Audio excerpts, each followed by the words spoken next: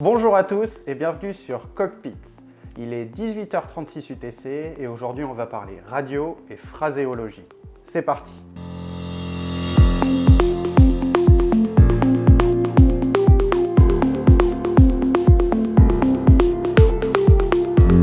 Alors la radio, c'est pas la première chose que tu vas étudier si tu te lances dans l'aéronautique. Parce qu'évidemment, on va d'abord t'apprendre à connaître et à maîtriser l'aéronef que tu as choisi avant de communiquer avec les autres. Alors pourquoi on en parle aujourd'hui? Eh bien parce que pour moi, la phraséologie et la radio, ça contribue au charme de l'aéronautique, mais aussi à son incompréhension. En effet, qui n'a jamais visionné un film ou un reportage dans lequel il y a un échange entre une tour de contrôle et un pilote et on n'a rien compris? Pour moi, mieux appréhender le langage d'un univers, c'est avant tout mieux appréhender cet univers lui-même. Bon, ceci étant dit, qu'est-ce que la radio? Alors en aéronautique, on utilise deux types de radio. La première, c'est la radio communication, qui sert à communiquer, et la deuxième, c'est la radio navigation, qui, tu l'auras compris, sert à naviguer. Aujourd'hui, on va parler uniquement de la radio communication. Alors comment ça marche? Les aéronefs qu'on appelle des stations en vol, ainsi que les infrastructures au sol que l'on appelle des stations au sol, sont équipés d'émetteurs et récepteurs radio. Ainsi, toutes les stations qui sont branchées sur une même fréquence peuvent donc échanger des messages entre eux. En radiocommunication aéronautique, on utilise la plage de fréquence qui va de 118 à 136,975 MHz. On parle d'espace aérien contrôlé quand une station au sol est présente et on parle d'espace aérien non contrôlé quand il n'y a pas de station au sol pour réguler le trafic. Ce sont alors les aéronefs entre eux qui se coordonnent. Dans les faits, durant un vol, un avion va passer de zone en zone et donc de fréquence en fréquence. À l'intérieur de ces zones, il existe même, entre guillemets, des sous-fréquences qui peuvent correspondre à des lieux à fort trafic, comme des aéroports par exemple. Ce changement de fréquence ne se fait pas au hasard. Les fréquences sont indiquées sur des cartes aéronautiques ou peuvent être demandées aux pilotes par des agents dans les stations au sol. Dans la réalité, il faut que tu imagines un espace en volume et donc plus en 3 dimensions.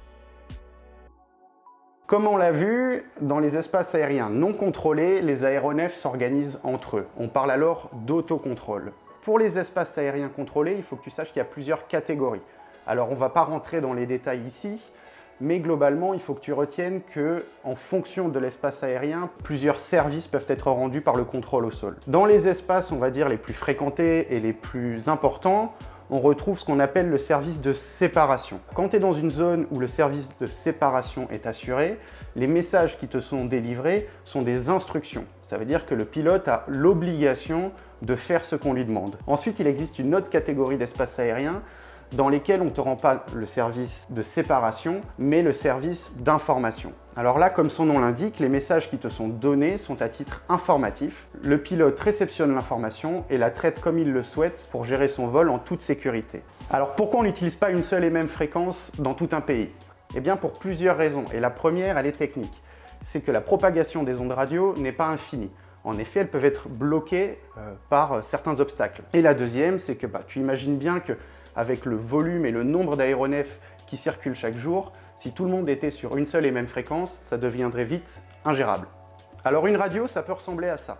Alors pourquoi elle est un peu plus impressionnante que celle que tu trouves dans ton automobile? Dans un avion ou un aéronef en général, on peut avoir 1, 2 ou 3 postes, ce qui permet de veiller sur plusieurs fréquences en même temps et de bien préparer sa navigation puisqu'on peut pré-rentrer quelques fréquences qu'on va être amené à utiliser durant son vol.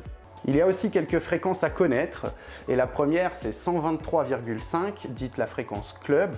En fait c'est une fréquence qui est allouée à tous les terrains qui n'ont pas leur propre fréquence. Aussi tu peux trouver pas mal d'aérodromes en France qui portent cette fréquence-là. Et la deuxième c'est 121,5, c'est la fréquence de détresse internationale. Alors si jamais tu étais amené à passer un appel de détresse, il faut le faire en priorité sur la fréquence sur laquelle tu es connecté. Mais comme on l'a vu, parfois tu peux être dans un espace aérien non contrôlé et tu peux être tout seul. Donc tu as personne au sol ou en l'air pour réceptionner ton message de détresse. Aussi, à ce moment-là, il deviendra judicieux de passer ton message sur la fréquence de détresse, puisque c'est une fréquence qui est veillée par certaines infrastructures au sol, comme des aéroports. Tu seras sûr alors que quelqu'un pourra réceptionner ton message de détresse.